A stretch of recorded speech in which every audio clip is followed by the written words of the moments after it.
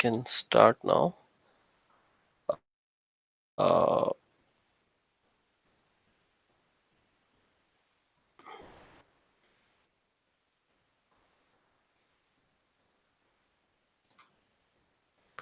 Okay, so let me share the screen. Can you hear me, by the way? Am I Yes, audible? sir. Okay, okay. Okay, so I actually came across a question of assignment. So we will talk about that also.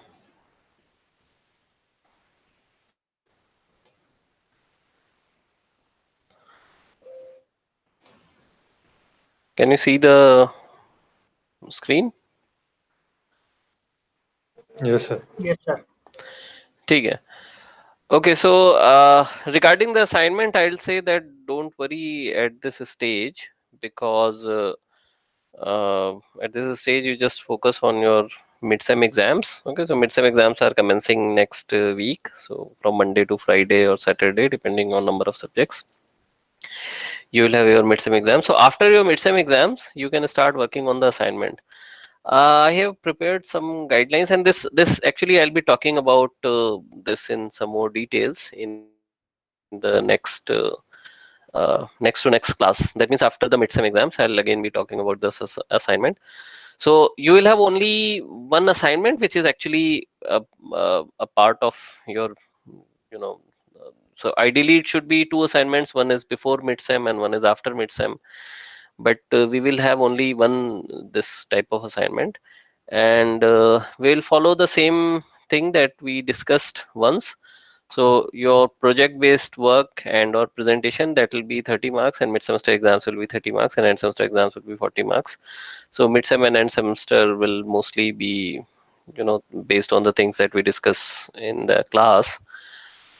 Your assignment will be of 30 marks, and that for this you have to do these things. So we can talk about this later also. There is no rush, but I'm just introducing this to you just to you know uh, just to introduce you to the assignment. So you have to make a team of two students, and you can also submit or present individually. Okay, so it can be maximum two students, or if you are not happy to partner with anyone, then you can submit individually. And you have to prepare a report of 10 to 15 pages, and the report will be checked for plagiarism. Eventually, after the midterm exams, we'll talk about these things. We'll talk about the intellectual property rights. We'll talk about the plagiarism. We'll talk about the report writing things. All these things we'll talk in the class. And then you have to present your work in the form of a presentation. You have to prepare some slides. So the report and presentation submission deadline will be somewhere around 6th June. So I have just written it 6th June because 6th June is the end of first week of June, and then in the second week of June we will conduct presentations. Okay, so I think around 15 to 20 presentations will be there. So we will see, we can divide it into 2 days. Regarding the topic, so you can choose any topic. Basically, you are free to choose any topics, but it should preferably be, related to research methodology, or so I have just written some topics which are quite general. Okay, so you can choose any of them. If you're not happy with any of them, then you can choose anything actually. You can choose the environment or energy or green technologies or sustainable development or fluids and thermal science or COVID-19 pandemic if you want, or any topic of your interest. Okay, so anything you can choose, and so the mechanical engineers might be interested in fluids and thermal or the environment. Civil engineers might also be environment and green technologies. The electrical engineers might be in in energy. Or if you want to uh, come out of these things, then you can choose anything between the research methodology or sustainable development or pandemic. Or if you are not happy with any of them, then you can choose anything actually. So you can submit the report in the form of a review paper or a research proposal. Okay, so we'll talk about these things, that how you can submit your report. Okay, you can write in the form of a review paper because we are not doing any actual experimental or simulation work. We are not doing any new research. So you just need to review a couple of papers, maybe 8 to 10 papers, and then prepare a report. And then you have to prepare a presentation, and the presentation also you have to present in like 10 minutes or 15 minutes maximum. Okay, so this is some general guideline, and we can talk about this more after your mid-sem exams. So, do you have any questions on this as of now?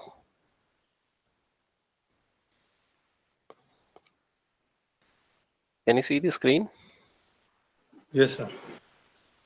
Okay, so it is quite straightforward. The only thing is that your report will be checked. So the 10 to 15 pages that are there, it is expected that you write those 10 to 15 pages. And I think for writing 10 to 15 pages for two students in a month is not a very big task.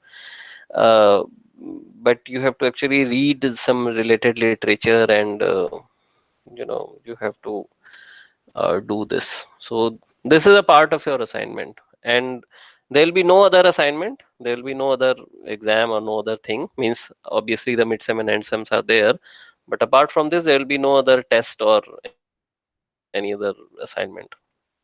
Okay, so I think it's doable. Do you have anything to say? Anyone? Sir, how you will be check plagiarism? So plagiarism. So I have access to this Turnitin. In fact, IT RAM is having this access to Turnitin. So I have an account on Turnitin, and I'll check in that. Okay, so plagiarism means it should be actually less than 20%. Okay, and whatever you do, it will be in a report of 10 to 15 pages. It remains like 10%. It actually you cannot remove this 10% in most of the cases. So the upper bar is that it should be less than 20%. And this happens if you write your report in your own words. Okay, then it is not a difficult task. Sometimes I write something in a page or in 2 pages, and then I check and I get actually 0% of plagiarism. So if you write in your own words, then don't worry. What you have to do is you can take some paragraphs and ideas from some papers or some articles or somewhere or some books, and then you have to write those things in your own words and make a complete story about it. Okay, so if you're taking a topic on research methodology, then you can just take anything like design of research problem, or design of sampling methods, or an analysis of data. Okay, but this might not be of your too much interest. But if you're taking something related to the environment or the energy, then you can or any other topic basically, so you can uh, prepare on your own. So the idea is not to uh, teach you more about the research methodology, but to help you in writing things, and to um, to present your work basically. So since you all are master's students, so in your second year anyway you have to work on a thesis, and this may help you in that. Okay, any other questions? So don't worry about this as of now. You have plenty of time. You will have more than a month after your midsem exams. So after the midsem exams, you can start working on it, and we can uh, change nahi hai. Or after the midsem, you can start working on it, or we can discuss further in a class just after your midsem in the Monday's class. Okay. So in today's class, we will discuss other things, and on Wednesdays we have another class on Wednesday. So on Wednesday also we'll talk about the course only. But this is the assignment, and this is what you have to do. So you will have a month's time. ठीक है, एक महीने का time है, और आराम से you can do this. Is that fine? Yes, no? Yes, sir. Yes, yes. Yes, sir. ठीक है. So we'll see this. And if you have prepared some very good uh, report or very good paper or very good review paper. So another thing is that you can submit in the form of a review paper or a research proposal. Okay, so we will see about these things. But if you write a very good review paper and if everything is very nice and uh, everything is good, then we can actually think of sending it to somewhere, maybe in a conference or so. Maybe in our conference, IIT EDM is organizing conferences, two conferences in the next semester.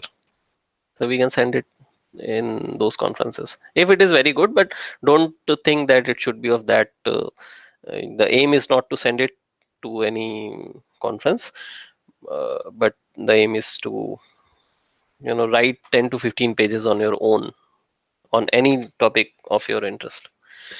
So consider this as assignment only and don't put too much stress on it. Okay, so ठीक है. और कुछ पूछना है किसी को? Any other question? Okay, so if you have questions, then we can talk about this in a class after your midsem exams. Okay, so that is we will have sufficient time, and in any class actually you can ask anything related to this assignment.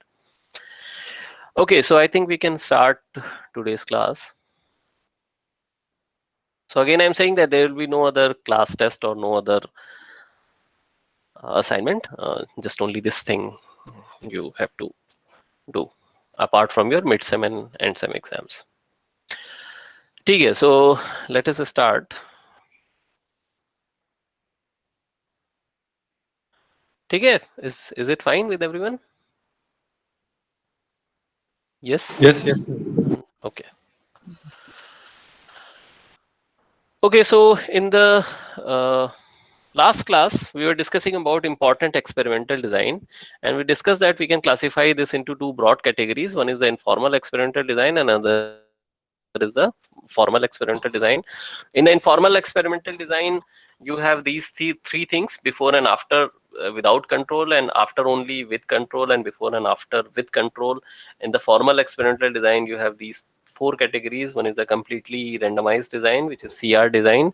Another is the randomized block design, and the third is the Latin square design. And the fourth is a factorial design. So factorial designs can also be classified in two ways. So we will see all these things actually. So in the last class we discussed about these things. So I'll just quickly review. So before and after without control design, what does it mean? It means, for example, if I just give you some very general example which can be applicable to all the types, then if you want to grow some kind of crop in a field, okay. So if it is before and after without control design, then what you do, you before the treatment you measure some kind of dependent variable, and then you introduce the treatment and you measure the dependent variable again, and then you see that what is happening, the means what is the effect of that treatment. So this is y minus x, where y is the after treatment, the level of phenomenon after treatment, and x is the level of phenomenon before the treatment. So in this case, if something happens to your field, okay, so suppose you want to see the soil fertility. Okay, so in this case, what you do, you measure the soil fertility before any treatment, and then you measure the soil fertility after the treatment. But the other extraneous factors, such as the weather conditions and other things, that will also affect the soil fertility. So you don't have any method of measuring that, okay, during the time, because these two are different events, right? So there is a some kind of time involved in this. So that is why you that is why it's called the before and after without control design. The next that we discussed was after only with control design. So what you do, you divide your divide your field into two parts, and then after only, that means you do the treatment in one part, some kind of, say, fertilizers if you want to check, and then you measure the variable, the dependent variable, at the same time. Okay, so this was the important thing: at the same time you are measuring the variable in both the areas A and B. So this will give you the effect of treatment at the same time, and this will actually remove any extraneous variable effects. So for example, the weather conditions or the temperature or the moisture that is there in the environment. So if it is changing the field, then it will change this part of the field, and it will also change this part of the field simultaneously. So that is a kind of eliminated, or that is something that has been taken care. But in case of the previous one, because you are doing it in different times, then those extraneous factor variables, for example the temperature or the moisture, whatever your fertility of the land is changing, that was something that you could not measure, because you are measuring the same property at different times. Okay, you are doing this treatment, and then before treatment and after treatment you are measuring. But here you have divided your land into two portions, into two sections. So this is called the after only with control design. The next is further advancement, which is called the before and after with control design. So in this case, what you do, you again divide your field into two parts, and then you measure the properties of your dependent variable in both these parts A and B before the treatment. Okay, and then again you do the treatment in part A, and then you measure the properties of your dependent variable after the treatment in both the parts, part A and part B. So ideally, so basically what you have done, you have kept your part B, idle for the entire study. So in the part B, what you have done, you have not done anything initially also, and you have not done anything after also. Okay, and in the part A you measured the dependent variable, and in the part A you did the treatment, and then after the treatment you measure the effect of that dependent variable. So basically the treatment effect is y minus x minus z minus a. So y is the level of phenomenon after the treatment, and x is the level of phenomenon before the treatment, where in part A. Okay, in the test area. And the next is the control area.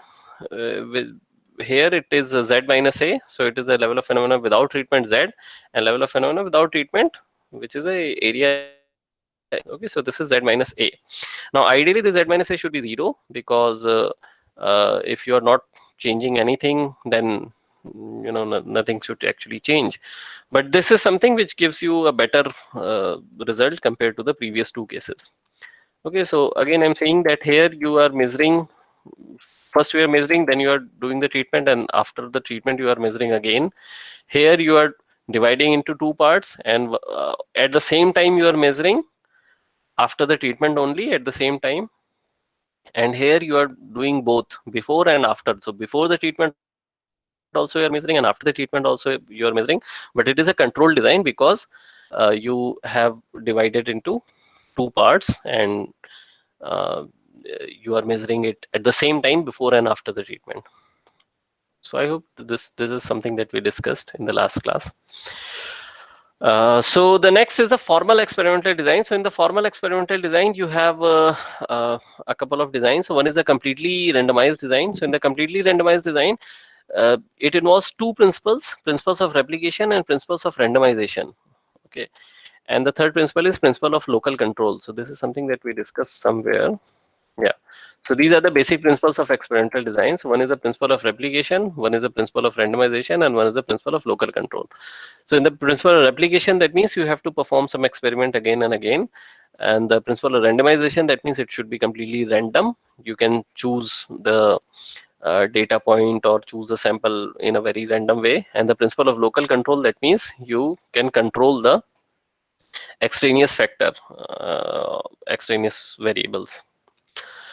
So in the so now we are discussing about the formal experimental design, which are further of four types: completely randomized design, and randomized block design, and Latin square design, and factorial design. So in the completely randomized design, it involves two principles: principle of replication and principle of randomization. So in this, what is done? So you have a population, and then you randomly select a sample. Okay, so we will also see that how do we select a sample from a population, and then you randomly assign two. You randomly make two groups. One is the experimental group, and one is the control group. Okay, and the experimental group, you do some kind of treatment.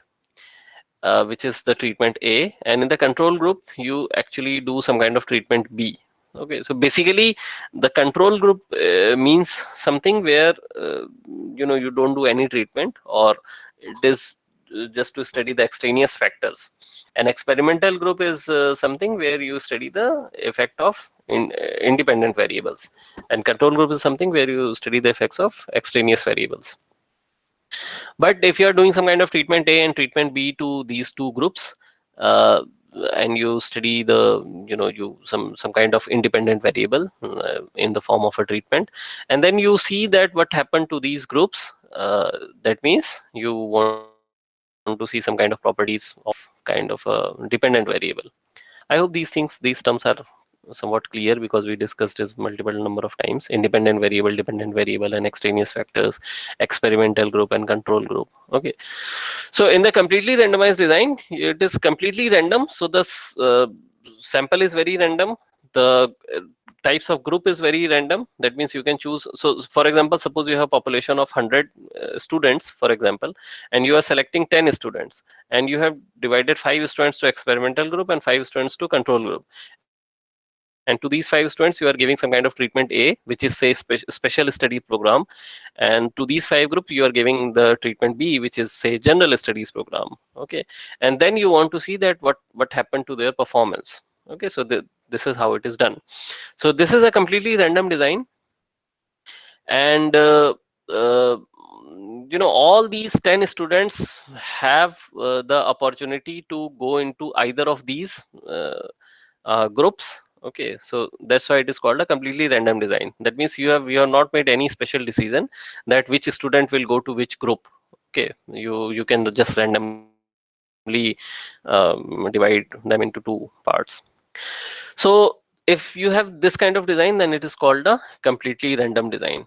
Now here the problem is that the uh, in this the means in the selection of students we have been very random, but here we are not random in the type of treatment. Okay, we are not random in the type of treatment or the type of for example, if suppose these 10 students are studying in some kind of a school, then we are not giving the option to select the schools. Okay, so we are just forcing them to go through the particular school.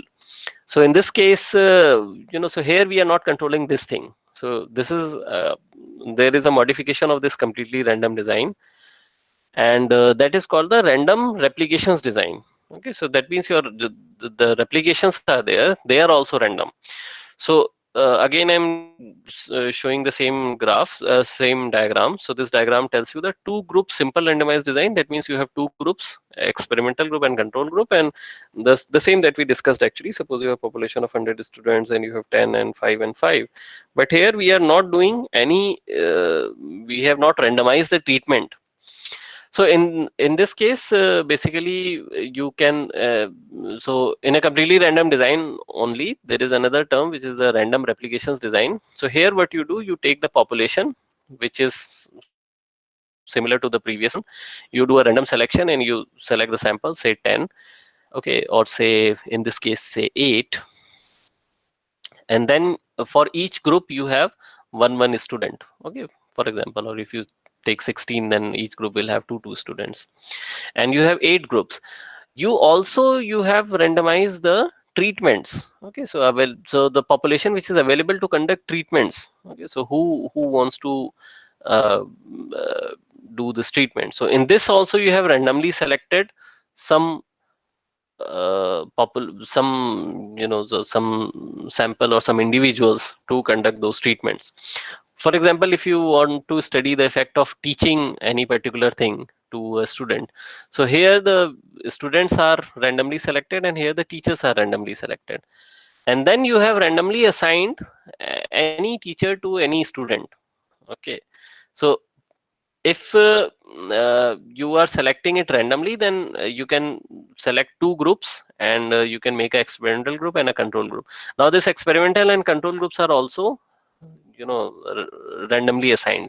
In this case, the experimental and control groups were not randomly assigned because you had only this treatment A and treatment B thing, and which was not selected from a population of some, for example, for some from population of some teachers. Okay, so there were two specific teachers, and one teacher was teaching to this group and one teacher was teaching to this group. But here you have uh, selected two teachers only, but those teachers are coming from another random selection. Then you assign these four groups. So E are the experimental group and C are the control groups. So this is called the random replications design. That means, and again, you are studying the same thing, but the only difference between these two is that the selection of this treatment is also random. Okay, so this type of design is called a completely randomized design.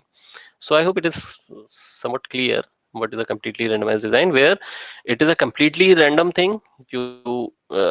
Okay, so another thing is that this 10 students that you have selected from 100, they are also random students. That means you have no control that which student you want to select. Okay, so they are also completely random. Any student out of these 100 students have the chance to get to have all the students have the equal chance to get to this group of 10, and all these 10 students have equal chance of going to either group A or group B. Okay, so this type of design is called a completely random design. Okay, so the next one is the randomized block design. So in this case, it's an improvement of the completely random design. And in this case, what is done? You also add the principle of local control. Principle of local control, that means the extraneous factor uh, also you control in some way. For example, if we discuss the previous example only, so in this case, what you do, it is, as the name suggests, that it is a randomized block design. That means you make some kind of blocks uh, from the randomized selection that you have already done. So in the randomized block design, subjects are first divided into groups, okay, known as the blocks. So all these groups are relatively homogeneous in respect to some selected variable, and then a number of subjects in a given block would be equal to the number of treatments. Okay, so in each block, in each group, basically in each, so groups or blocks are the same thing. So in each group you are giving a number of treatments. Okay, but the order in which those treatments will apply, they are also random. Okay, so I'll say that, let us uh, see the example in the next slide. But before that, let us see this. So the main feature of the randomized block design is that each treatment appears the same number of time in each block. Okay, that means if you have 5 treatments, then all the 5 treatments will appear the same number of times. Suppose one time, so all the 5 treatments will appear once in each block. For example, if I just give you some example, so uh, in this case, suppose you have 5 groups. So the students with very low IQ, the students with low IQ, the students with average IQ, the students with high IQ, the students with very high IQ, and you have selected the student A or B. You can consider them individual students, or you can consider them a group of students. Okay, so these 5 groups are there, and then all these 5 groups are given 5 forms. Okay, so they have to fill these 4 forms. All these groups have to fill these 4 forms, and these are the marks that they have got. So in the form 1, 2, 3, 4, all the groups have to fill these forms. Okay, now the which form they will fill first, it is totally on their it is totally on them. It is totally on their will. That student A, suppose they are individual students, so the student A can choose to fill form 1 first, and then he can choose form 4, then he can choose the form 2, and then he can choose form 3. So he can do this in this order. Okay, 1, 2, 3, 4. The student B can do in some other order. The student C can do in this order, 1, 2, 3, 4. The student D can do in some other order. So all the students have to fill all the forms, but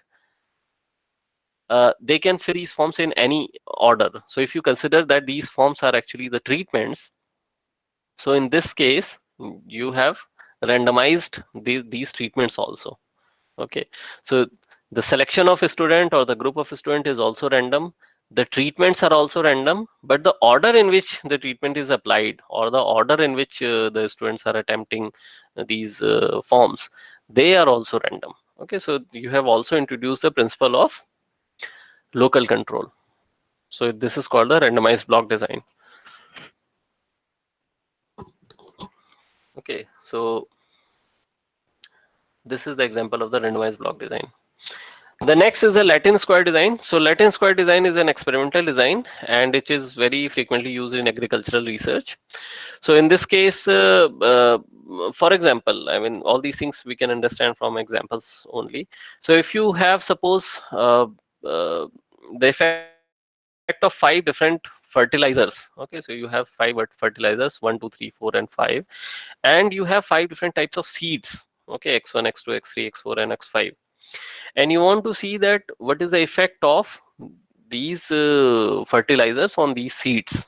Okay, so basically the seed differences, it's not like these are 5 different types of seeds, but it is something that you have taken samples from a bunch of seeds and they can have different properties. So if they have the same property, then it is well and good, but if they can have different properties, so basically the extraneous factors in this case could be the fertility of the soil in different blocks and the impact of varying seeds on the yield, on the final crop.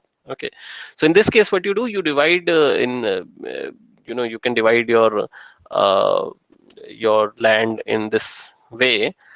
And the Latin square design says that all the fertilizers, each fertilizer will appear 5 times because there are 5 fertility levels, but they will appear only once in each row or each column. Okay, so they will actually only once in each column. Okay, so if it is a fertilizer 1, then it will appear only once in each column. So if you see, then all the rows and columns, if you take a look, then you see that A, so basically I think it should be A1, okay, it should be A2, it should be A3. These are all not the same, A4 and A5. And in the same way, they should be B1 and C1 and all those things. So if you see the A1, so A1 is having the fertility level 1 and it is seeing the seed difference, means the type of seed which is X1. So A1 is just studying this, that what is the effect of seed type 1 on the fertility level 1. And similarly, you can see that you are actually studying in this particular diagram, you are studying 25 combinations. Okay, so in this lattice square design, the treatments in the lattice square design are allowed to uh, allocated among the plots, that no treatment occurs more than once in any row or any column. Okay, so no treatment should occur more than once in any row or any column. So if you see that if in any row or any column, the A is appearing only once and the B is also appearing only once. So all these things are appearing only once. The analysis of Latin square design is very similar to the 2 ANOVA technique. So, okay, so this is something that I missed in the previous thing. So, in the randomized block design, also the analysis is based on the ANOVA technique. So, an ANOVA means the analysis of variance. Now, what is it? This is something that we will discuss when we will study the analysis of the data, of the collected data. So, we will discuss the ANOVA technique in that. Okay. So this is something that we are skipping as of now. And in this case also, the analysis of Latin square design is very similar to the 2 ANOVA technique. Okay, so analysis of variance. So we'll see how it works with some numbers and with some examples. Now, if you see that in the Latin square design, if it is a 2 by 2 matrix, okay, then you don't have any degrees of freedom. Okay, if it is just a 2 by 2 matrix and you say that fertility level 1 and fertility level 2 and the seed type 1 and the seed type 2, and you say that this is 1 block, this is 2 block, this is 3 block, and this is 4 block. So in this case, you cannot do anything. Actually, you have very compact data. But if you have a larger matrix, say 5 by 5 or 9 by 9, so then it makes some sense because you will have number of variables with respect to number of other variables. Okay, and then you can compare the data and you can analyze your results. So basically a larger matrix is used. The next is the factorial design. So in the factorial design, uh, if you have more than one factor, if you want to study the effect of varying more than one factor, then you use a factorial design. The factorial design can be simple factorial design or a complex factorial design. So in case of a simple factorial design, we consider the varying of two factors on the dependent variable, sometimes three factors on the dependent variable, but if it is more, then we call it a complex factorial design. So the control variables, again and again it is written here that the control variables are the extraneous variable and the experimental variables are the independent variable. So now suppose you have this experimental variable, that means independent variable, and you want to study the treatment A and treatment B, the effect of treatment A and treatment B, and you have these two control variables which are the extraneous variables, so level 1 and level 2, and you have these four cells, okay, cell 1 and cell 2 and cell 3 and cell 4. So in the cell 1 you are applying the treatment A with this level 1. In cell 2 you are applying the treatment A again with the level 2,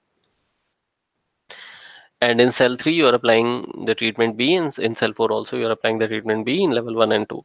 So what does it mean? We will see with an example. So for example, suppose you want to study the, again some student example. So if you want to see some kind of effect of some kind of training, okay, on, and you have this control variable which is the intelligence. Okay, this is something that we discussed in one of the examples also. So if the intelligence is low, okay, intelligence you can measure, so this can be considered as extraneous factor. And if the intelligence is high and you are doing some kind of training which is say training A, treatment A, or the specialized training, and the treatment B which is some kind of other training or the normal training, uh, then you can see that what is the effect, what are the final output of these treatments. So if you see that the level 1 candidates who are low in intelligence, they got these marks, okay, so they got the marks 15.5, and with treatment B the average mark was 23.3, and the students with very high intelligence, they got 35.8 and 30.2. So you can calculate the row mean and column mean. So if you want to plot this A and B values, then you see that A and B are actually crossing each other. That means they are not parallel to each other. That means there is some kind of effect on the treatment. Okay. So we will first see the study 2, and then we will and then you will understand it better.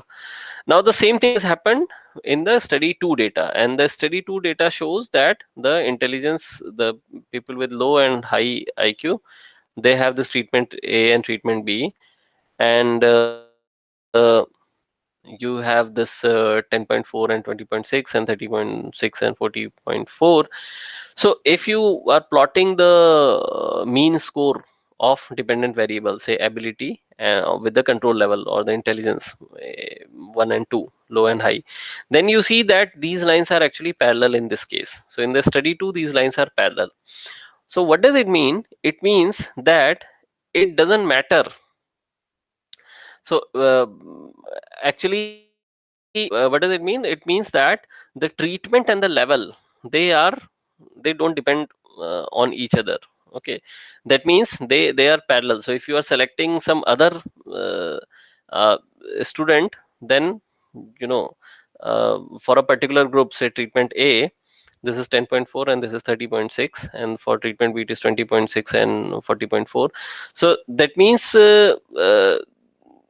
if you choose some other student, then maybe you will get another, you know, parallel line out of this. So what does it mean? That means it means that the treatment and the level, they don't depend on each other, they are independent. Okay, that means you know, if you select a level 1 with the low IQ, then you are getting same result, and if you are getting a high IQ, uh, you know, high IQ intelligence, if you are measuring for the students, then you are getting, you know, proportional result. So actually it becomes proportional, so that is a better word to understand. That means it is just, you know, increasing in some kind of in some particular proportion. Okay, so if you do some other treatment, if you do some other treatment, then you will get another line which is So here you can conclude that the it depends straightforward. It depends on the treatment and the intelligence. Okay, straightforward. So there is no complex relationship between them. But here, if you see, then the treatment is affecting the intelligence. Okay, so uh, in a different way, in a complex way. So here it is very proportional, but here it is not directly proportional. It is playing some role. So it's not like so if you have a low IQ student and if you do the treatment B, then his performance is significantly improved. So this type of data actually this type of study you can perform. So here the treatment and the level, they are dependent on each other. Here the treatment and the level are independent of each other.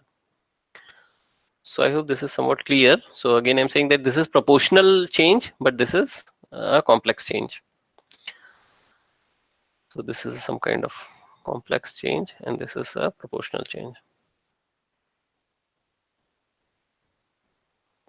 That means here you can just by a couple of studies, you can draw a conclusion that this is, if you change this, then this will change by this much percentage or this much factor. But here you cannot draw a simple conclusion. So this is called a factorial design. So these are the examples of simple factorial design. Another simple factorial design could be a 4 by 3 simple factorial design where you have this treatment A and treatment B and treatment C and treatment D and level 1 and level 2 and level 3. So you just made it a bit complex. You have now 12 cells. But again, you can study this in the 2 by 2 matrix type of thing. The next is a complex factorial design. So complex factorial design where you can actually study the thing in a 3-dimensional matrix type of thing. Okay, so here if you have 3 or more independent variables simultaneously, then it is called a complex factorial design. So here you have this treatment A and treatment B, and then you have this 2 control variables. So control variable 1 and control variable 2. Okay, so in both these control variables, you have this level 1 and level 2. Okay, so now it is becoming a further more complicated. So if I just go back, so you see that here the control variable was only 1 and it was having the level 1 and level 2 and level 3. If you go back to the previous case, then you see that the control variable was only one, which was intelligence and level 1 and level 2, and then the treatment. So it was a simple relationship, but here it is a complex relationship. You have 2 control variables, control variable 1 and control variable 2, and both these control variables have different levels, level 1 and level 2. And then you want to study the effect of this treatment A and treatment B on the level 1 and level 2 of both the control variables. Okay, so this becomes a little bit complicated, but this is again a relatively simple thing because this is form a matrix of 2 by 2 by 2. Okay, so in a 3D you can see in this way. So this is a control variable 2 and this is a level 1 and this is a level 2. Okay, so this represents the level 1 and this represents the level 2. I'm sorry, this represents the level 1 and this represents the level 2. And these are the experimental variables. That means the treatment A. So if I select this if I select actually this block, the one which is inside, which is hidden behind, then this block will tell me that it is the level 1 of control variable 1. Okay, this is control variable 1, level 1, and level 2 of control variable 2 and with treatment A. Okay, so if I say that this block is say block 1. Now if you select this 3D block, the other block, this block, I hope it is somewhat clear. So you can see that there are 8 blocks. Okay, so each block is corresponds to, so you can see that there are 8 blocks because it's a 2 by 2 by 2 thing. So there has to be 8 blocks. So 8 blocks. So each block represents a combination of one variable, uh, the level of variable 1 and the level of variable 2 and the level of treatment. Okay, or the experimental variable. So in this case the analysis becomes a little bit complicated, and then you have to analyze those things in a different way. So this is called a complex factorial design. Okay, so if I say 8 blocks are there, then if I say this forward block is say 1 and the inside block is say 2, the forward block is 3, this is 4, and this is 5, and the inside is 6, this is 7, and this is actually 7, and this is your 8. Okay, and this is your 3, and this is your 4. So now it should be somewhat clear. So if you say that this 3, the block number 3, it represents the level 1 of control variable 1, level 1 of control variable 2, and the treatment B. Okay, so it is giving you some complex relationship between the variables and the treatments.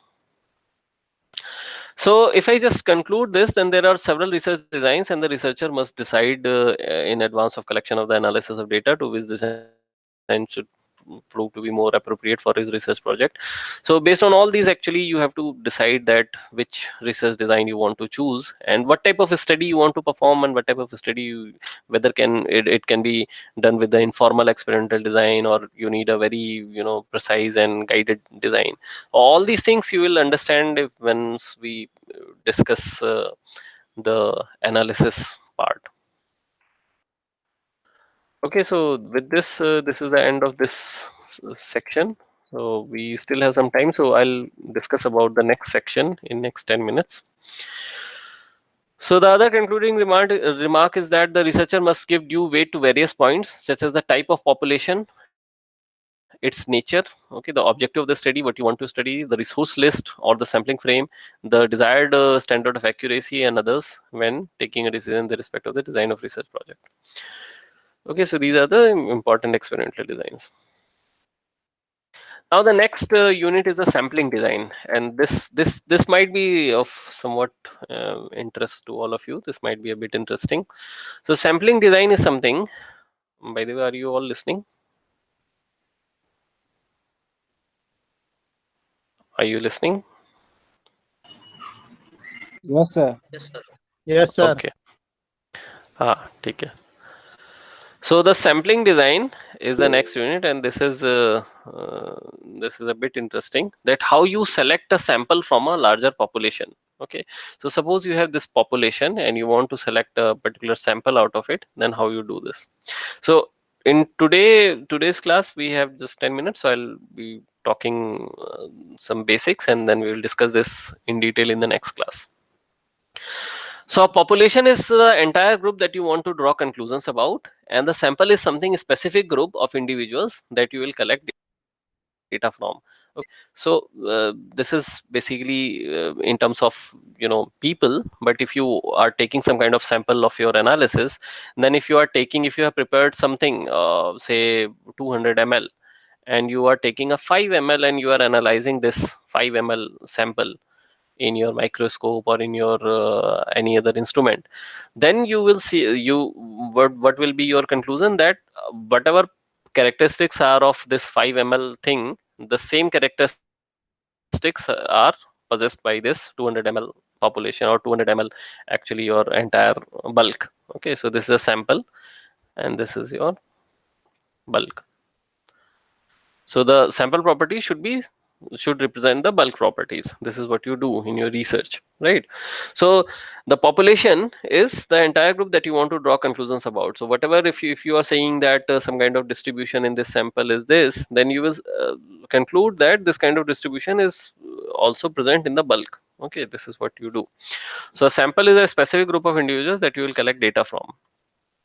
So the population can be defined in terms of geographical location, age, or income, or many other characteristics, and it can be very broad or quite narrow. Okay, so it all depends. So considering the people, so consider the general word population that we talk about.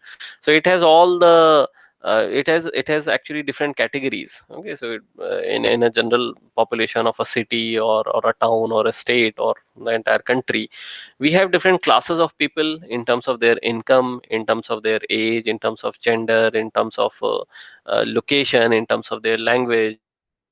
Okay, so we have so much diversity, and so many types of people are actually living. So if I say that take a population of 100 people which represent your country, okay, so how will you select those 100? If I say that select one person, then one person you cannot select actually, because the person will not be a good sample, okay, of this entire population.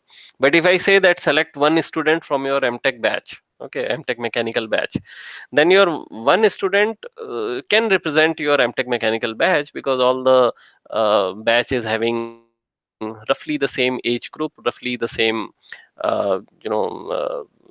other things in terms of academics.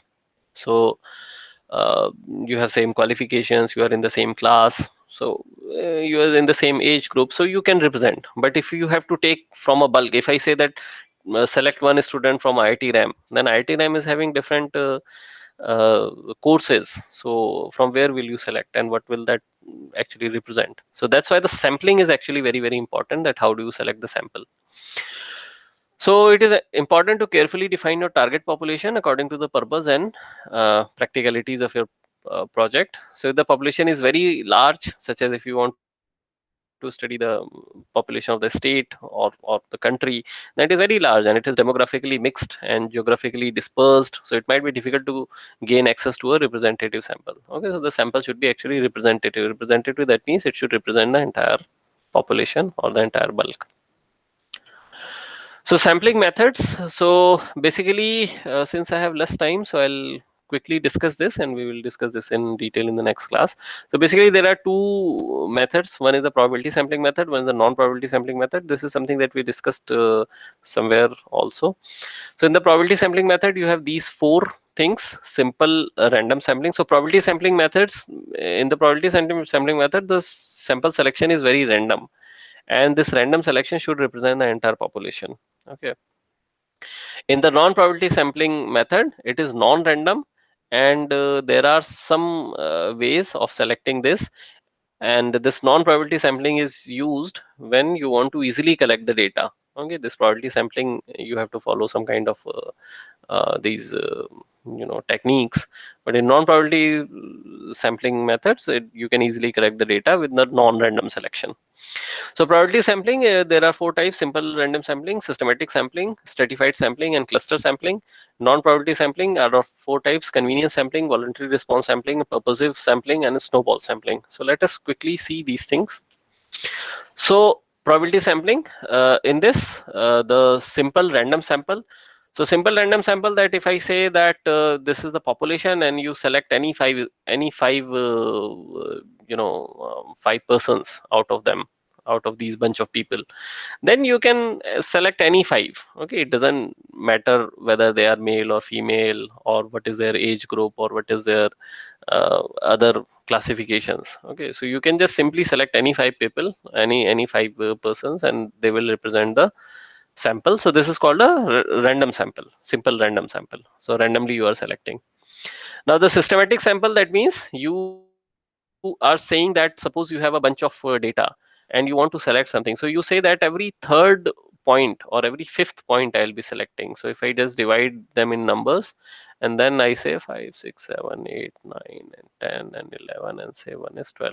If I say every third one I have to select, so I'll select 3 and 6 and 9 and 12, right?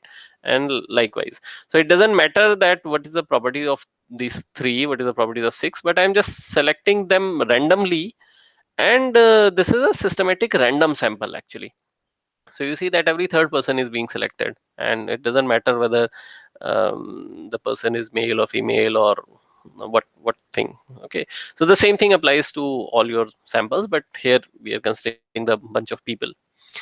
The third is a stratified sample. A stratified sample, that means you classify the people, and then you first you stratify the people, and that means you make separate groups, and then from those groups you take the sample. So for example, if I just classify it into, for example, if in a class, if I say that how many male students are there and how many female students are there, so female students and male students, and then the sample should represent the entire class. So depending on the density of the population, I can select. So out of these six I can select two, and out of these nine I can select three. Okay, so out of these six I can select two, and out of these nine I can select three. So the total five people should represent this entire population in terms of their, you have considered this subpopulation also. The next is a cluster sample. So cluster sample, in this what happens is you make instead of randomly selecting and instead of stratified sampling, you make a cluster of these things, and then you take at any time you can just take one cluster. Okay, so for example, if you want to study some kind of office, and suppose some company is having 20 offices across India. Okay, and you want to study two offices out of those 20 offices. Okay, and then it is possible that all those offices have different number of employees, and different ratios of male and female employees, and different ratios of technical and non-technical employees. All those classifications are possible.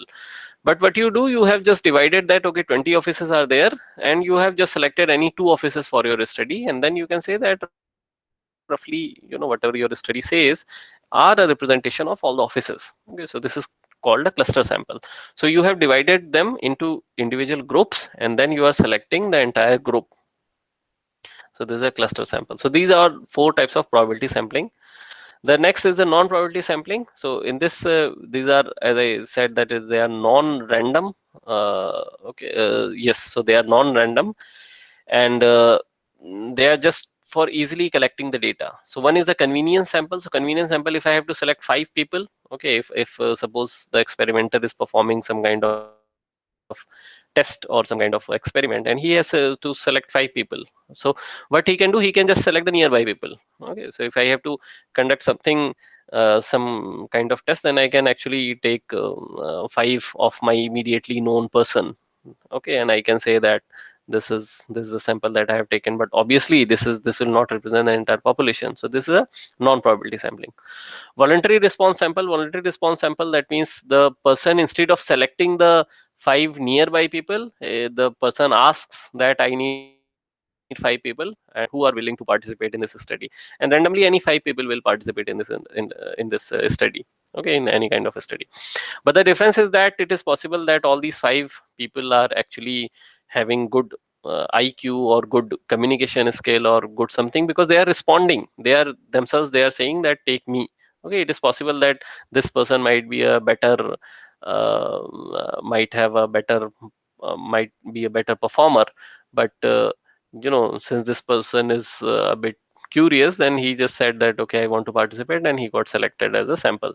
So obviously this sample, this method doesn't represent the characteristics of the entire population. Third is a purposive sample. Purposive sample is something where the experimenter, you know, selects himself or herself some of the candidates. Okay, so if I say that I want, uh, out of your MTech class, I want students who are having 3 years of experience or 2 years of experience, then obviously a number of you will get filtered. So those only who are having 2 years of experience will get selected. So again, this sample will not represent the, it will not be a representative sample. It will not represent the entire bulk.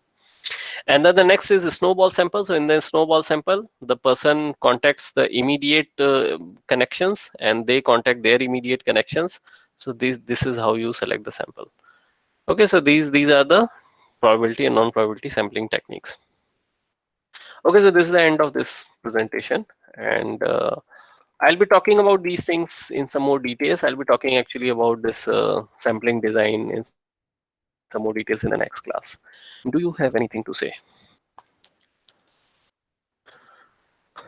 So I hope this was somewhat clear and somewhat interesting. Hmm, कुछ ये interesting लगा कुछ? Probability and non-probability sampling. How do you select sample?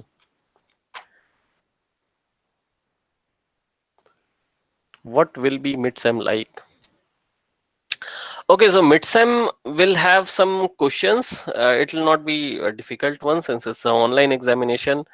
So some random, some general questions related to what we have covered so far. Okay, so it'll be doable. It's not something that that will be, so it'll be very usual exam, the one that you do all the time.